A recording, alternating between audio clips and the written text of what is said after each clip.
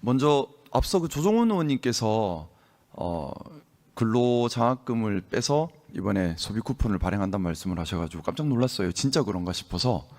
그래서 진짜 그러면 안 되는데 싶어서 급히 저대로 확인을 해보니까 천만다행 그런 건 아닌 것 같아요. 그래서 좀 잘못된 부분 좀 바로 잡아드려야겠다는 생각에서 먼저 이 부분 기재부에 먼저 확인부터 좀 하겠습니다. 이 우리 추경이라고 하는 것이 원래 우리 본 예산 다 한 후에 집행 정도를 봐서 또 감액할 건 감액하고 증액할 건 증액하고 그렇게 하는 거죠. 맞습니다. 예. 예산이라는 것이 낭비되어서는 안 되기 때문에 최초 본 예산을 짤 때에 예를 들어 1,000억 정도의 예산이 들어갈 것으로 예상했지만 실제로 집행해 보니 그 정도 예산이 안 들어갈 것 같고 그래서 돈이 남을 것 같고 그러니 그 돈을 다른 데 쓰자. 그런 추경인 거잖아요. 그죠? 그렇습니다. 네. 근로장학금 같은 경우는 현장에서 지금 집행이 잘 안 되고 있어서 네. 그 부분은 안타깝지만 저희가 불가피하게 감액을 했고요. 대신 제가 확인해 보니까 우리 본 예산 짤 때 그 2024년 본 예산에서는 14만 명 기준으로 4,691억 원 정도를 예산 책정했다가 이번 25년 예산에서는 20만 명으로 대폭 늘렸더라고요. 그러면서 예산도 6,274억 원으로 많이 늘려 잡았는데 이때는 이제 근로장학생들을 더 이렇게 좀 독려하려고 이렇게 잡으셨던 것 같아요. 그렇습니다. 네, 근데 실제 집행을 해보니까 1학기 신청률이 얼마 안 나왔다고요. 그렇습니다. 그래서 지금 추정해 보니까 올해 말까지 해도 14만 7천 명, 그래서 4,996억 원 정도 밖에는 집행이 안 될 것 같고, 그래서 1,000억 원 이상이 집행 못하는 예산으로 남을 것 같다라고 기재부에서 예상하셨다고 하는데 맞나요? 그렇습니다. 네, 통상 이렇게 예상하면 거의 그렇게 가는 거죠. 네. 저희는 이 부분 추계하고 관련해서 기재부 단독으로 한 게 아니고요. 네. 관련되는 부처하고 같이 객관적으로 추계했다는 말씀을 올립니다. 이 교육부 장관님 나와 계십니까? 네, 교육부 차관. 네, 차관님 어떻습니까? 네. 추계가 맞나요? 네, 지난번 본예산 편성할 때 저희가 근로장학의 필요성 그리고 수요를 고려를 해가지고 편성을 했습니다만은 1학기 때 저희가 그 집행 가능 실지 조사를 했습니다. 그랬을 때 안타깝게도 지금 그 교내외 근로지 운영하는 그게 예상보다 적어서 저기 약 1,000억 정도의 불용 예상돼서 이번에 반영을 했습니다. 네, 결국 그러면 집행할 예산을 집행 안 해서 이쪽으로 땡겼다 이 말은 안 맞는 말이네요, 그죠?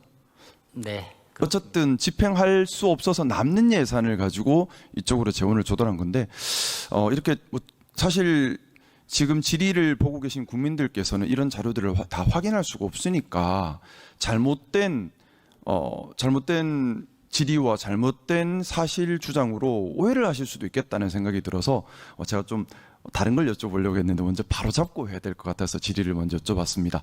그리고 방금 전에 또 김종양 의원님께서도 SOC 사업을 뺐다라고 얘기하는데 그것도 제가 알고 있기로 마찬가지로 불용 예산이죠. 그렇습니다. 예, 가덕도 신공항 문제로 알고 있는데 토지 보상과 사업비 예산은 예상대로 집행이 되는데 좀 시공사업 문제가 있어서 올해 예산을 집행하지 못하는 집행하고 싶어도 집행할 수 없게 된 예산이 있다고 들었는데 국토교통부 장관님 나오 계시죠?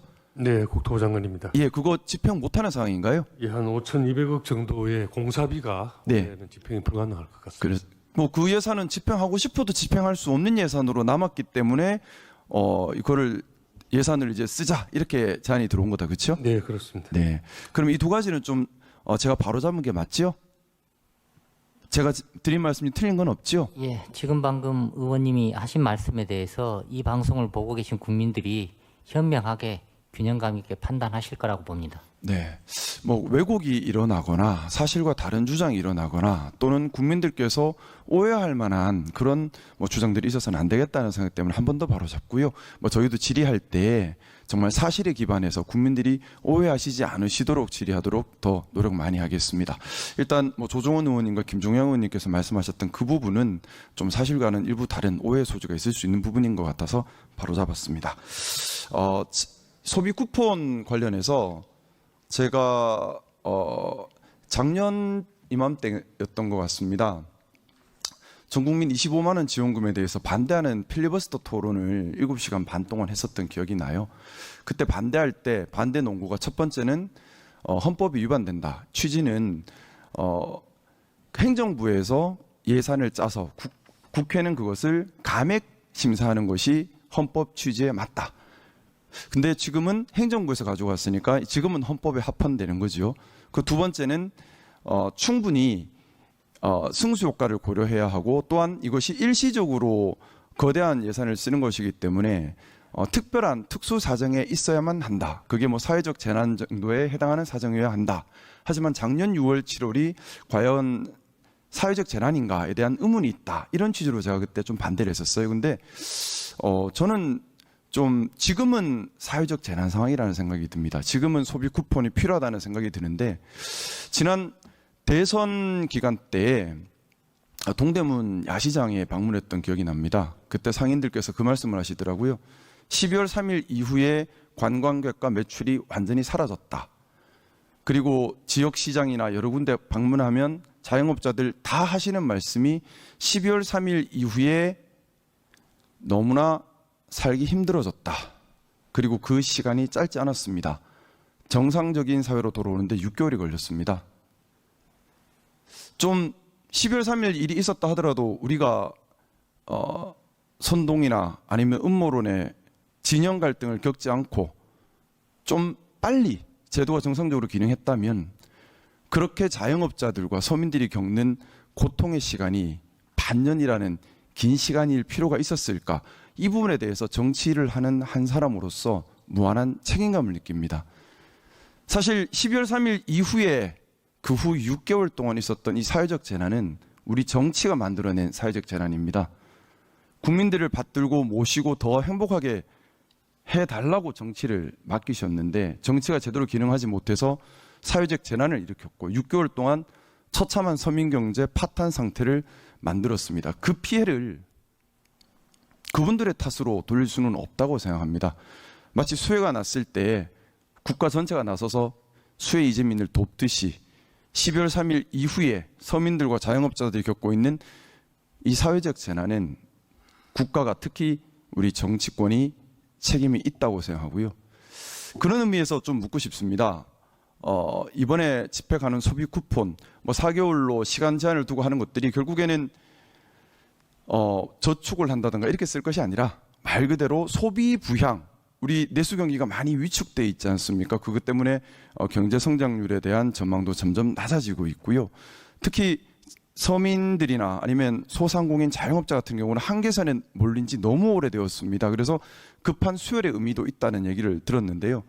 거기에 대해서 기재부에서 충분히 효과 어떻게 하면 올릴 수 있을까에 대한 연구와 기획이 있을 것 같은데 이것이 어떤 효과를 내고 또 어떻게 효과를 내게 하기 위해서 추가적인 기획이 있었는지 설명 좀 들을 수 있을까요?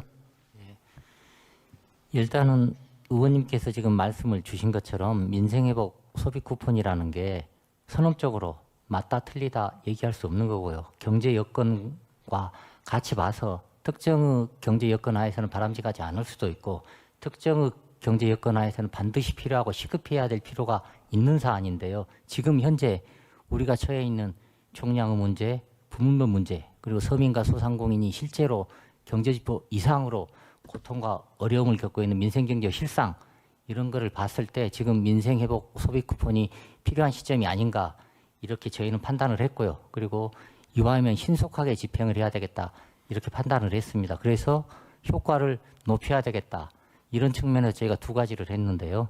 이게 뭐 소득 수준에 맞춰서 맞춤형으로 지원을 해야 되겠다. 왜? 여기 계층별로 소비에 실제로 투입되는 효과가 다르니까요. 이런 측면이 하나 있고 가급적이면은 하루라도 빨리 여기 지급해서 현장의 고통을 속도감 있게 완화해야 되겠다. 그런 측면에서 조기 집행할 수 있는 거는 조기 집행하고 맞춤형 때문에 시간이 걸리는 부분은 또 차후에 집행하는 걸로 그렇게 1, 2차 나눠서 집행하는 걸로 민생 회복 소비 쿠폰을 설계를 할 때 두 가지 점을 고려해서 설계를 했습니다. 그러니까 이게 복지 수단이 아니라 말 그대로 소비 증진 수단으로 기획을 하신 거죠? 두 가지 효과를 저희는 동시에 기대하고 있고요. 일단은 소비 촉진될 거고요. 그럼 이게 자연스럽게 소상공인과 자영업자 매출로 연계가 될 거고요. 이게 다시 또 뭐 소득으로 연계가 돼서 선순환 효과가 발생하는 두 가지 효과를 동시에 기대하고 있습니다. 네. 귀한 국민들의 세금이 쓰여지는 일이기 때문에 낭비되는 것 없이 정말 승수 효과가 가장 많이 발현될 수 있도록 기획과 또 방식에 세심한 주의를 기울여 주시기를 한 번 더 당부드리겠습니다. 그리고 국토교통부 장관님 나와 계십니까? 네. 좀 여쭤보고 싶은 것이 있는데요.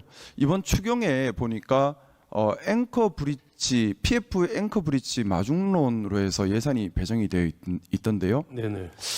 제가 조금 의문이 들었습니다. PF 사업이라고 하는 것이 보통 단계를 거치지 않습니까? 네. 토지 매매 계약을 체결하고 그 다음에 토지 매매대를 지급하기 위한 브릿지론을 일으키고 그 다음에 본 대출 일으켜서 브릿지론 상환하고 그 다음에 본 사업들 본 PF 일어나고 마무리되고 이렇게 흘러갈 텐데 지금 브릿지론 앵커 브릿지론이라고 하는 것이 결국 브릿지론을 일으키기 위해서 정부 재정을 쓰겠다는 건가요? 브릿지론을 대체해주기 위해서 리트 방식으로 해서 브릿지론은 아시다시피 굉장히 고율의 이자를 쓰지 않습니까? 지금 이제 사실은 이 예산은 건설 경기를 좀 살리기 위한 경기 진작용 예산으로 이해해 주시면 되고요. 제가 이제 뭐 예산을 좀 잘 낭비되어서는 안 되니까 네. 그래서 좀 여쭤보는 건데 사실 이 부동산 PF 과정에서 큰 피해가 발생하는 것이 어떻게 보면 준공 후 미분양으로 인한 금융사 부실 문제 네. 또는 준공 전에 시행사, 시공사 부도로 인해서 수분양자들이 피해를 보는 문제 이런 부분들이 좀 큰 문제들이 되는 것으로 저는 알고 있는데 브릿지론이 일어나지 않는다고 해서 피해를 보는 사람이 사실상 사업 시행자 외에는 별로 없는 거지 않습니까? 그러니까 피해를 보는 것을 방지하기 위한 것이 아니고 건설 경기에 건설 회사들의 건설 경기 새로운 일감을 제공해주기 위해서 여러 가지 정부 재정 역할을 지금 찾고 있는 중에 굉장히 고율로의 이자로 조달하는 것을 저율로 해줘서 그래서 지역에 필요한 여러 가지 꼭 주택 사업이 아니더라도 데이터 센터라든지 무슨 뭐 관광 시설이라든지 이런 것들을 좀 PF를 만들어줄 수 있도록 하는 그런 역할을 하는 예산입니다. 네, 이번에 뭐 예산 배정된 거는 네. 뭐 제가 충분히 참작은 할 수 있는데 네. 이것이 자칫 잘못된 주택 사업으로 가거나 또는 개인이 부담해야 할 사회적 경제적 리스크를 국가가 부담하는 형태가 되어서는 안 된다는 취지에서 설명을 드린 겁니다. 뭐냐 하면 브릿지론이라고 하는 것이 사업성이 있다면 일반 사금융에서도 충분히 일어날 수 있는 것이고 브릿지론이 되고 안 되고는 사실은 사업의 성패에 달려 있는 거지 않습니까? 사업성이 있는지 없는지 여부에 달려 있는 건데 이것이 자칫 지금 어떻게 보면 정상적인 브릿지론이 일어나기 힘든 또는 그것으로 해서 사업성이 확보되기 어려운 경우에 앵커 브릿지론이 이제 들어갈 텐데 달리 말하면은 그만큼 리스크가 크다는 얘기거든요. 그 리스크가 현실화되면은 이 국가 재정의 손실로 이어질 수밖에 없는 것이고 또 이 사업이 정상적으로 이루어졌을 때 이득 보는 거는 사업자에 불과한 건데 일반 국민이 혜택을 보는 것이 아니라 그렇지 않습니다. 의원님 그 사업자가 아니고 이것은 물론 뭐 공공이 사업 주체는 아니지만 저희가 지방에 특히 지방의 건설 경기를 좀 불러일으켜서 네, 지방의 제가 고용을 시간이 조금 제한돼 있어서 조금 먼저 말씀을 재정의 올리면 역할을 제가 여러 그래서 가지로 드리는 갖고 말씀입니다. 뭐냐면 중앙에 수도권에서는 앵커 브릿지론 필요 없이 브릿지론이 잘 일어날 거예요. 근데 지방은 지금 부동산 경기가 매우 안 좋습니다. 그러다 보니까 문제된 현장들이 많이 있어요. 문제된 현장들이 아까 말씀드렸던 것처럼 준공 후 미분양 또는 준공 전에 사업자 부도 이런 부분들에서 큰 문제들이 발생하고 있는데 이런 부분들에 대한 대처 없이 브릿지론이라고 하는 것은 사업 초기인데 지방에서 지금 준공 후 미분양이 일어나거나 또는 뭐 이런 여러 가지 문제가 벌어진 건 부동산 경기가 안 좋고 사업성이 없어서 그런 건데 여기다가 추가로 사업성이 더 나쁘게 만들 수 있는 여러 가지 공급이 더해지는 거거든요. 그래서 저는 의심스러운 거예요. 왜 여기 브릿지론을 이렇게 앵커 브릿지론을 만 하는 보시니까 건가? 그런 질의를 좀 예. 의문을 가실 텐데요. 사실은 이거는 지역에 필요한 사업인데 자금 조달 코스트가 높아서 전체적인 사업 타당성이 안 나오는 사업들에 주로 쓸 겁니다. 그래서 예. 지금 이제 앵커 브릿지론 대상 기준에 대한 구체적인 내용을 제가 아직 확인을 하지 못했는데 제가 좀 제안 부탁을 드리고 네, 싶은 네, 것이 있습니다. 이 앵커 브릿지론을 한다 하더라도 소수 뭐 부동산 시행업자들의 이익을 위해서 집행돼서는 절대 안 될 것이고요. 정말 예를 들어 지역에 뭐 AI 데이터 센터나 여러 가지 이런 장기적 프로젝트를 위해 필요한데 브릿지론을 일으키기 힘들어서 하는 경우들이 있다면 그런 쪽으로 공공을 위해서 이 앵커 브릿지론이 기능하도록 구체적 기준을 마련해 주시면 좋겠다. 예, 저희도 지금 선정 기준 마련 중에 있으면 7월 중에 그 마련하고 AMC 모집을 할 텐데 예, 선정 기준이 아직 안 나온 것 같아서 예, 드리는 의원님 말입니다. 지적 사항 그대로 할 예정으로 있습니다. 예, 선정 기준을 정말 공공의 이익을 최우선으로 해서 좀 엄격하게 예, 지역에 꼭 필요한 사업이지만 여러 가지 코스트 문제 때문에 론칭 못하고 있는 사업들을 도와주기 위한 제도라고 이해해 주시면 감사하겠습니다. 예. 감사합니다.